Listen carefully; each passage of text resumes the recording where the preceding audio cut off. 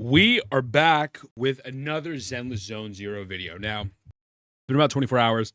I want to let everything sink in, and I want to give my genuine, honest thoughts on the anniversary, because I see there's a lot of conversations going around.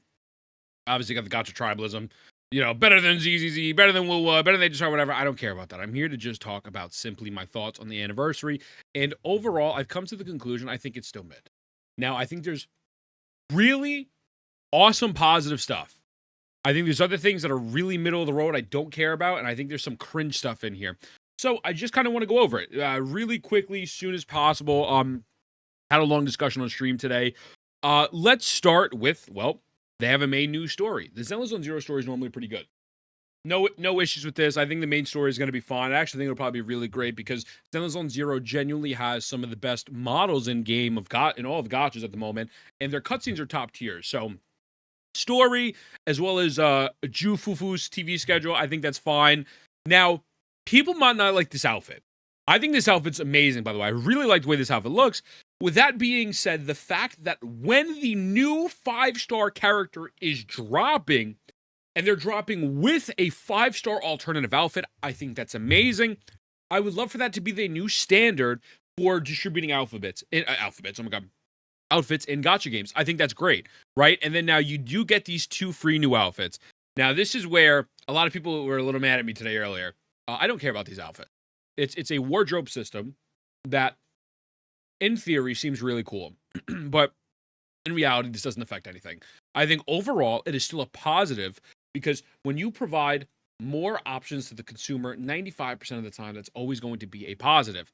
With that being said, this really is not affecting much as these 2 are not playable characters yet. They're just not. Now, maybe one day, they'll do this wardrobe stuff for playable characters, and that's when it's like, oh my god, that's amazing. I love that. I guess you consider this a step in the right direction, but to me personally, a step in the right direction with Hoyoverse does not mean much. So while this is cool, and again, I'm not going to outwardly shit on it because I don't think there's anything to shit on. To me, this is like a non-factor. I don't care. I don't care about them getting new outfits. Obviously, new partner archives. You're going to get new Wenjins. Really not much to say about that. A new Bangbu. I don't know much about new Bangbu. The new zones look cool. And I think that the open world exploration aspect of the new zones really look dope as well. I think they look really solid. Here's something that I'm not going to jump the gun on. I'm not going to say it's objectively bad. I'm not going to say it's objectively good. I'm just pointing out, in the open world zone, there is this new type of mechanic where it's called, I don't even know what these things are called. Where is it? It's right here. These Miasma, whatever you want to call this, where it kind of provides you with puzzles, and you have to use like your version of Elemental Sight to break down these type of barriers and stuff. And I think that's cool. But this is going to be a part of boss battles, at least in the open world as well. Here's where I don't know how I particularly feel. I feel like this mechanic is just a waste of time and could potentially, and now this is a big if this is implemented in Shiyu defense and whatnot, and if certain characters break this down a lot easier, especially newer units, I think this is a problem. But so, Miasma, whatever the fuck it's called. So when you go into a battle, it says certain powerful enemies can activate a Miasma field, gaining a shield. When agents attack, they can reduce the shield with higher reduction efficiency when performing dodge counters and defensive assists when you parry. Now, people are like, well, Ethan, don't you want mechanics in the game? It's literally just dodging and parrying. This is not a new mechanic. So watch what happens here. When you dodge and parry or normal attack, the bar is going to go down. Once you finish the bar, the boss, it's in the other playthrough. Hold on, let me show you. Give me 2 seconds. Right here. So when you attack the enemy, it's going to start off with this max red bar, missing your mother's asshole, whatever it's called. So you attack them, parries, dodge, whatever. That's going to bring it down faster, and then it's going to do a amount of the health, right? The shield will be broken, and then it says the surrounding field will also be dispelled. And then after that, you go back to your normal thing. It's going to give you back your energy. It's going to give you back all of your other stuff. But to me, this mechanic feels like just like a time waster. I'm going to be honest with you. Obviously, we don't know all the information. So I'm not going to be like, oh my god, it's dog shit. I look at this and I feel like it feels like a missed opportunity if this whole mechanic is just you break the shield down once and then that's it, and then they're close to a stun period.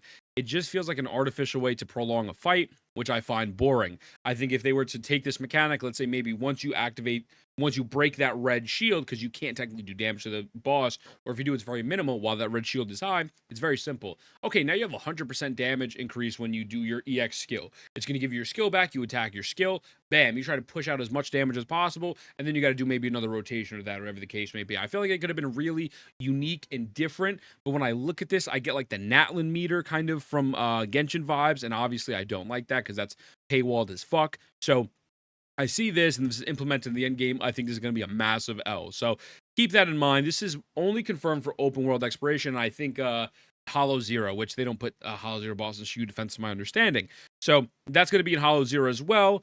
At least I believe. So whatever. That it's like the open world stuff I think looks cool, but I see that gameplay mechanic and I'm like, I don't know.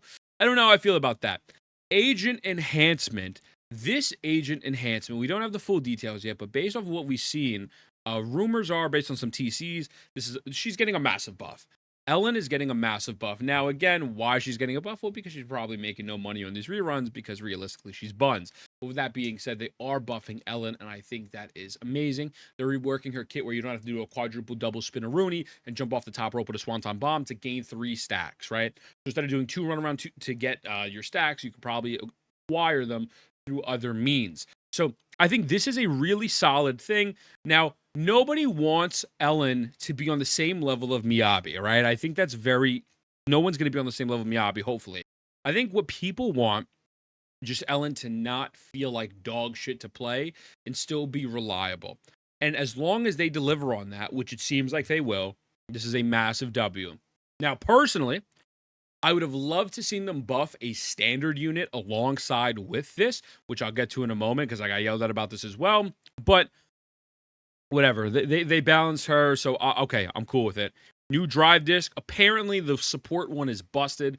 I think the new support one gives like a massive crit damage buff to your new on-fielders. We'll see what happens. If that's meta breaking and you got to refarm all these discs, that's going to kind of suck. New UI, beautiful. New UI, I think, is amazing, and that's a massive W for the game because realistically, the UI currently is absolutely horrendous. So just so you could visualize what the new UI looks like, I'm trying to find it's instances like this. You have mini maps. You're able to kind of just pinpoint everything visually instead of like just a little picture with no representation. So I think the new UI is great. This will honestly help a lot of people, including myself, because I'm dumb as hell.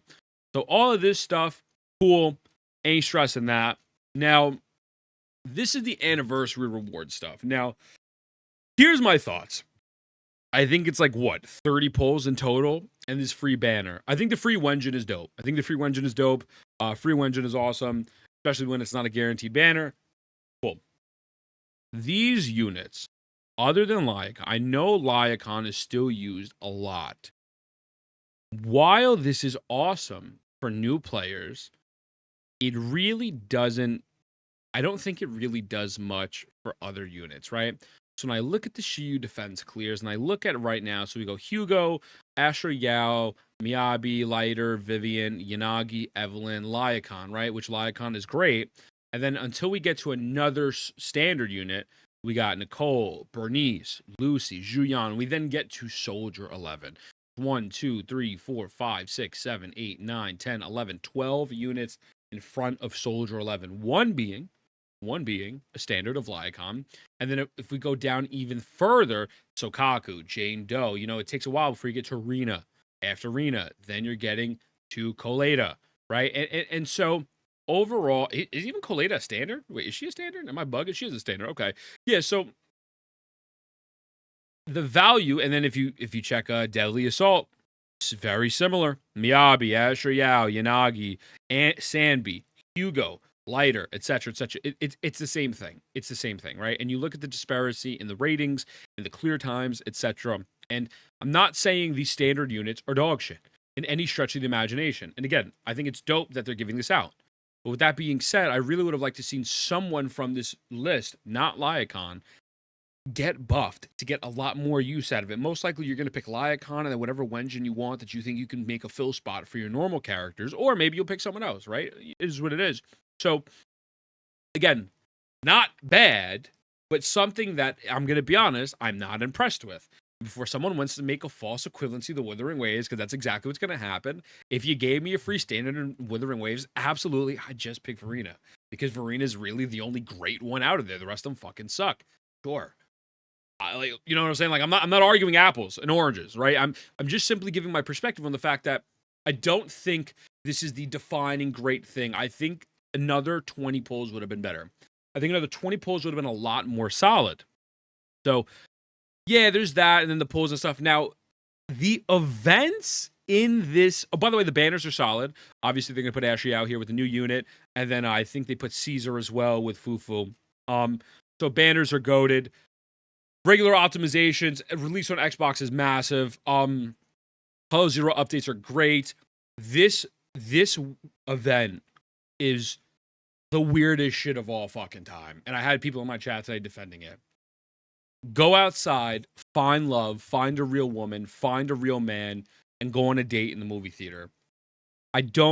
They missed the mark on the events in this patch.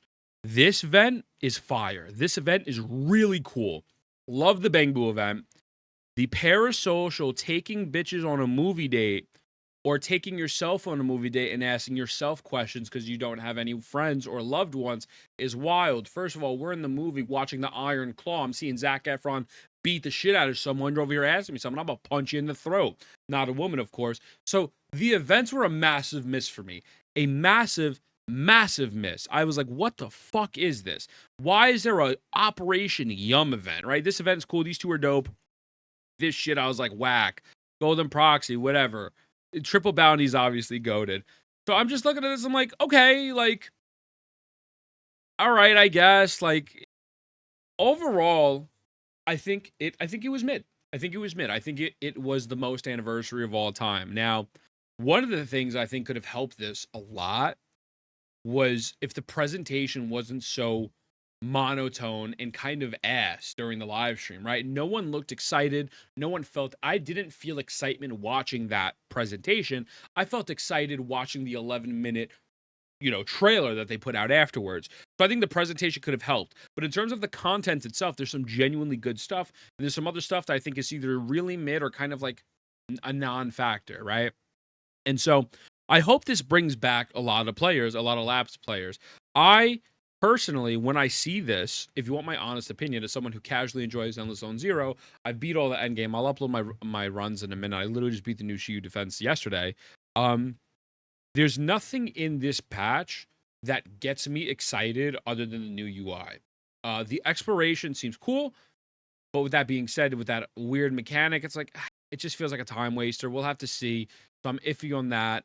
The characters, honestly, don't blow me away. I think the girl with the fingers, the 12 trigram palms, whatever, she's cool, but she's not Miyabi. I'm not even talking power level. She's not Miyabi or Evelyn. I'm talking just like she looks cool, but like when I see HSR, right? HSR dropped Acheron as her anniversary unit. Acheron fucking power crept every animation. Acheron power crept the fuck out of everybody. Then they dropped Castris, and Castris goes crazy. Goes hard. Genshin dropped Nervalette. Then they dropped Arlecchino. Now they missed with Mavica and Skark, but that's a different point. And I see this, and to me, it's not a visual upgrade. And I think that's a very fair take. Obviously, she looks great, but it doesn't feel like a visual upgrade. So I'm like, all right, I'm rather more excited just to get Asher Yao for my account, if I'm going to be honest with you. So yeah, overall, I think it's mid. I think it's mid, man. I think it's mid. I think people are overhyping the standard banner a little bit, and there's nothing here that's really jumping out to me saying, "Oh my god, I feel like I'm going to be playing the game for the first time ever again." So that's my thoughts. I think it's a solid like 6.5, right? 6.5. Maybe you want to push it to a 7 if the open world is good and they make some other positive changes that we don't know about, but I don't know, man. It's just not for me. So I'm gonna try it. I'm gonna play it, and I'm gonna go in, and I'm going to enjoy it for what it is. Absolutely. Um, I might farm some shit if it sucks, right? Like, I mean, let's just be honest. I'm gonna farm. Like, why not? But yeah, I'm excited to try it. I know there's gonna be people in the chat saying, you know, well, you don't deserve to play the game. Go fuck yourself. Right? I just watched people made Second Poco rage quit and uninstall the game. Stop being an elitist cuck. Go find love. That being said, I love you. Mwah. I'll see you in the next one.